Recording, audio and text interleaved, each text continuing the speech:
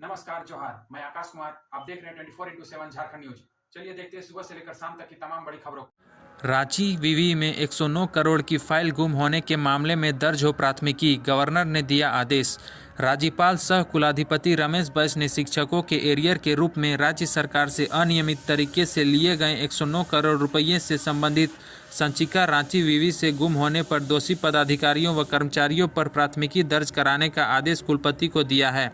वहीं राज्यपाल ने रांची विवि की तत्कालीन प्रोवीसी डॉक्टर कामिनी कुमार को प्रभारी कुलपति के रूप में अनियमितता बरतने का दोषी पाया है। इसकी तथ्यात्मक जांच करने का निर्देश वीसी डॉक्टर अजित कुमार सिन्हा को दिया है। राज्यपाल ने डॉक्टर कामिनी से 15 दिनों में स्पष्टीकरण मांगा है।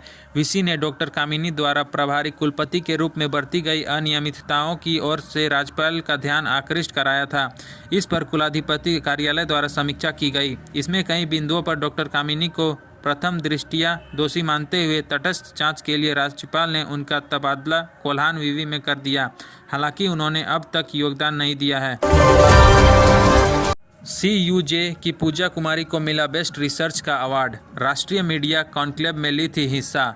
3 दिवसीय 6वें राष्ट्रीय मीडिया कॉन्क्लेव का आयोजन 21 से 23 नवंबर 2022 को उत्कल यूनिवर्सिटी के द्वारा KIT भुवनेश्वर में आयोजित हुआ। इस कॉन्क्लेव में पूरे देश से लगभग 100 research papers research scholar, assistant professor, associate और प्रोफेसर द्वारा प्रस्तुत किए गए। हेमंत हटाओ झारखंड बचाओ, जन आक्रोश रैली में पूर्व सीएम रघुवर दास ने की आरोपों की बौछार। पूर्व मुख्यमंत्री और भाजपा के राष्ट्रीय उपाध्यक्ष रघुवर दास ने आरोप लगाया है कि हेमंत सोरेन की सरकार धनबाद को विकास के बजाय विनाश की ओर ले जा रही है। भाजपा के हेमंत हटाओ झारखंड बचाओ आंदोलन के तहत बुधवार को रणधीर वर्मा चौक पर आयोजित जन आक्रोश रैली को संबोधित करते हुए उन्होंने कहा, हमारी सरकार में वर्ष 2015 से 2019 तक 1000 करोड़ रुपया से 1000 किलोमीटर सड़क का निर्माण हुआ, जिसमें 600 करोड़ रुपया सिर्फ धनबाद की सड़कों पर खर्च किया गया था। यहाँ की 16 लाख की आबादी काला पानी पिया करती थी। हमारी सरकार ने 1472 करोड़ रुपये से शुद्ध पेयजल की योजना शुरू की ताकि लोग शुद्ध पानी पी सकें, परंतु वर्तमान सरकार के कार्यकाल में पेयजल का भी काम ठप है।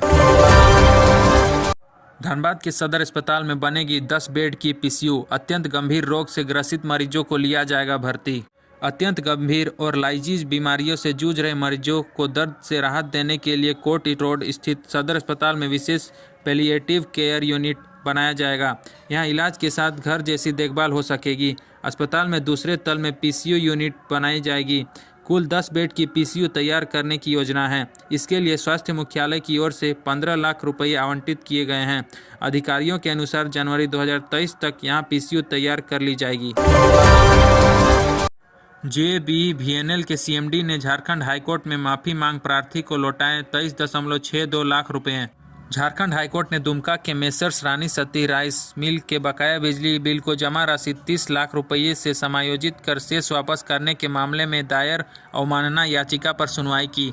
Chief justice doctor Ravi Ranjan व जस्टिस सुजीत नारायण प्रसाद की खंडपीठ में मामले की सुनवाई के दौरान JBVNL के CMD अविनाश कुमार सशरीर उपस्थित हुए और कोर्ट से माफी मांगी।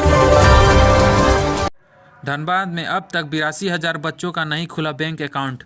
प्रखंड में लगाया जा रहा है कैंप। नाबाद जिले के सरकारी विद्यालयों में अध्ययनरत करीब 82,000 बच्चों का बैंक खाता नहीं खुल पाया है। इस कारण यह बच्चे सरकारी योजनाओं से वंचित हैं। इनके खाता में ना ही पोशाक की राशि भेजी गई और ना ही स्वेटर का पैसा भेजा गया। परिणाम है कि बच्चे पुरानी या फिर बिना पोशाक के स्कूल आ रहे हैं। बता दें कि जिला शिक्षा विभाग की ओर से बच्चों का बैंक खाता खुलवाने के लिए सभी प्रखंड में कैंप लगाया है, जो 22 से शुरू हुआ है, वो 25 नवंबर तक चलेगा। रांची में दुकान के सामने गाड़ी खड़ी मिली तो संचालक से वसूला जाएगा जुर्माना। मेन रोड में जिस दुकान के सामने वाहन लगा मिले उस दुकान के संचालक से भी जुर्माना वसूलें। साथ ही वक्त वाहन मालिक का नो पार्किंग का चालान काटें। यह निर्देश प्रभारी ट्रैफिक SP नौशाद आलम ने DSP और ट्रैफिक थाना प्रभारियों के साथ बैठक में दिया। उन्होंने जाम से निजात दिलाने के लिए पदाधिकारियों को कई दिशा निर्देश दिए। उन्होंने कहा कि सड़क किनारे लगने वाले ठेला खोमचा को पहले हिदायत दे कि यहां से हटा लें। इसके बाद भी अगर नहीं मानते हैं तो जुर्माना वसूलें।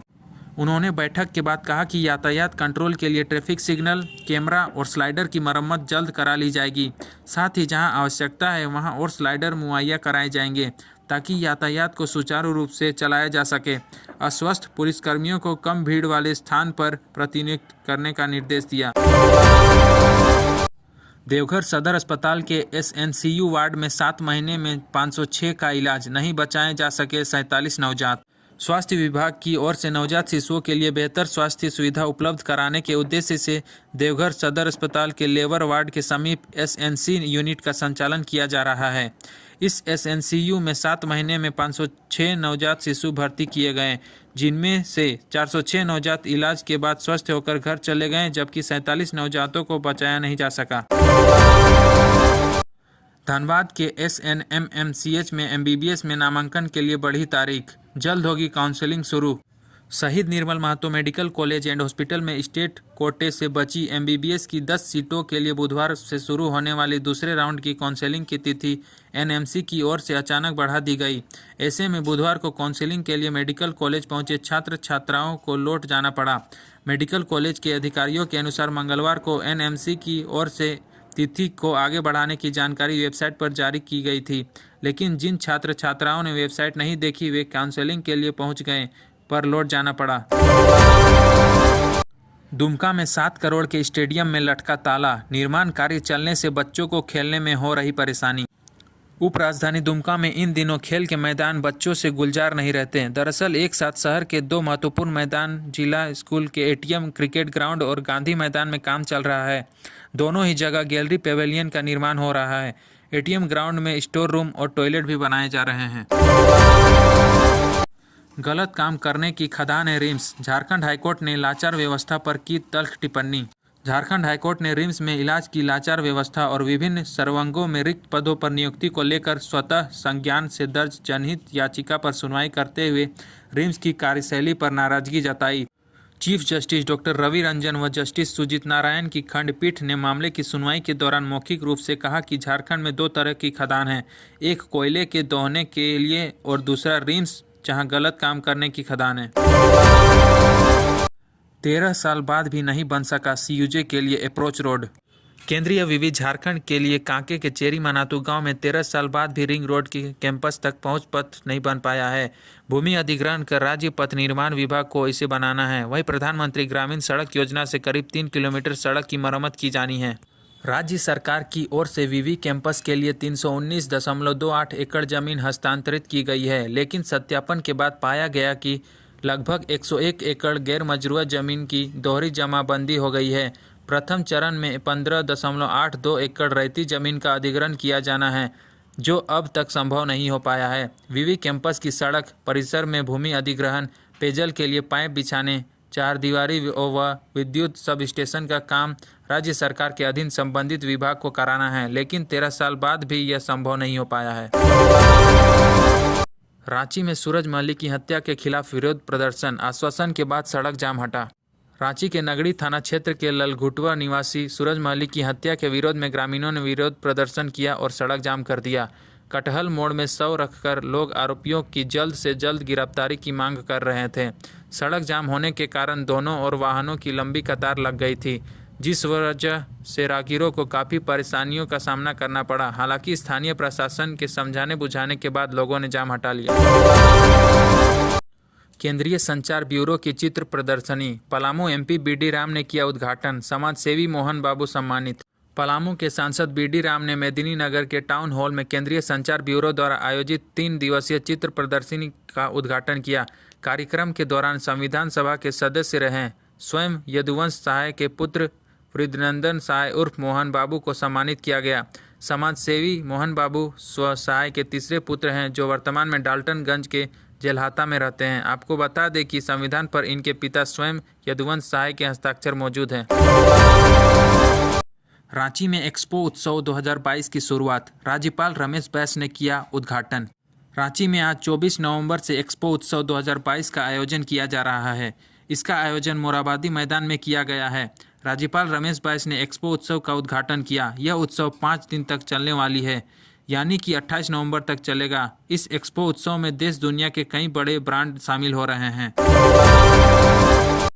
झारखंड फुटबॉल रेफरी बोर्ड को AIFF से मिली मान्यता। ऑल इंडिया फुटबॉल फेडरेशन ने झारखंड फुटबॉल रेफरी बोर्ड को मान्यता दे दी है। करीब 7 वर्ष के बाद राज्य में रेफरी बोर्ड को नया जीवन मिला है। इससे झारखंड के विभिन्न जिलों के कुल 1500 रेफरियों के लिए आगे का रास्ता खुल गया है। अब इनको AIFF के रेफरी कार्यक्रम व रेफरी परीक्षा में बैठने का मौका मिलेगा। झारखंड रेफरी बोर्ड के नए चेयरमैन गोविंदपुर के रहने वाले दिग्गज रेफरी सुरेंद्र बहादुर सिंह होंगे। राष्ट्रीय रेफरी नवीन सुंडा हेड ऑफ रेफरी होंगे। राजनीति को धर्म से अलग नहीं कर सकते हैं, कांग्रेस के अच्छे दिन आएंगे, बोले झारखंड के मंत्री रामेश्वर उरांव। झारखंड सरकार में वित्त मंत्री और वरिष्ठ कांग्रेस नेता डॉक्टर रामेश्वर उरांव ने कहा है कि राजनीति को धर्म से अलग नहीं कर सकते। साथ ही उन्होंने कहा कि कांग्रेस के अच्छे दिन आएंगे। केस कांड में कांग्रेस विधायकों की गिरफ्तारी को डॉक्टर उरांव ने पार्टी पर गहरा धब्बा बताया। कहा कि पहले हम लोग दूसरी पार्टियों को बिकाऊ कहते थे, अब हमारी ही पार्टी के लोग बिकने लगे हैं। यह सही नहीं है। डॉक्टर उरांव प्रभात खबर संवाद में बोल रहे थे। झारखंड के किन अधिवक्ताओं के लाइसेंस पर मंडरा रहा खतरा। रांची के 1351 सहित झारखंड के 8000 अधिवक्ताओं का लाइसेंस रद्द हो सकता है।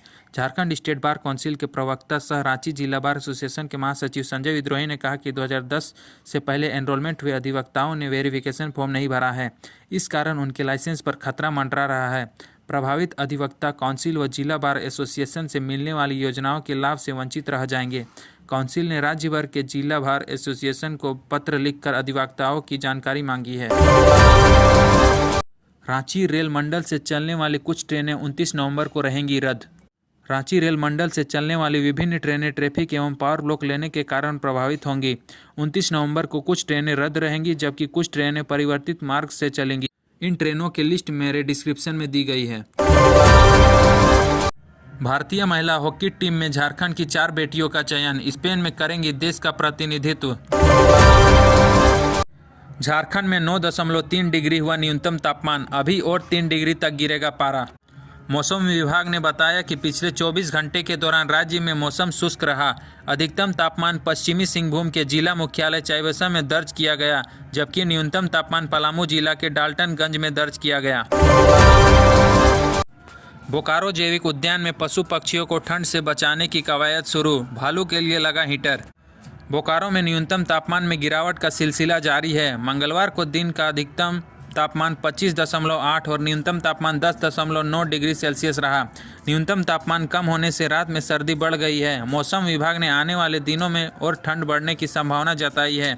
इसे देखते हुए सेक्टर 4 स्थित जैविक उद्यान में पशु पक्षियों को ठंड से बचाने के लिए कवायद शुरू कर दी गई है। रांची में ठंड बढ़ते ही रिम्स के क्रिटिकल केयर में सभी बेड हुए फुल, सांस व ब्रेन स्ट्रोक के बढ़े मरीज। जमशेदपुर में बनेगा 1820 करोड़ की लागत से डबल डेकर फ्लाईओवर, मुख्यालय भेजी गई DPR। NH 33 में पारडीह और डिमना चौक पर 1820 करोड़ की लागत से डबल डेकर फ्लाईओवर बनेगा। इसके लिए NHAI ने एक DPR मुख्यालय के माध्यम से मंत्रालय को भेजा है।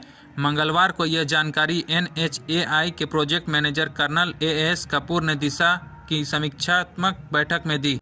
बैठक में सांसद विद्युत वरण महतो ने जुगसलाई रेलवे ओवरब्रिज के प्रपोज का काम पूरा होने पर जानकारी मांगी। पथ निर्माण के EE ने दिसंबर 2022 तक इसे पूरा करने की बात कही। बागबेड़ा जलापूर्ति योजना की स्थिति पर पेयजल कार्यपालक अभियंता ने नए SOR के तहत 50.58 करोड़ का टेंडर निकालने रांची व बोकारो की 2 एजेंसियों के इसमें भाग लेने की जानकारी दी।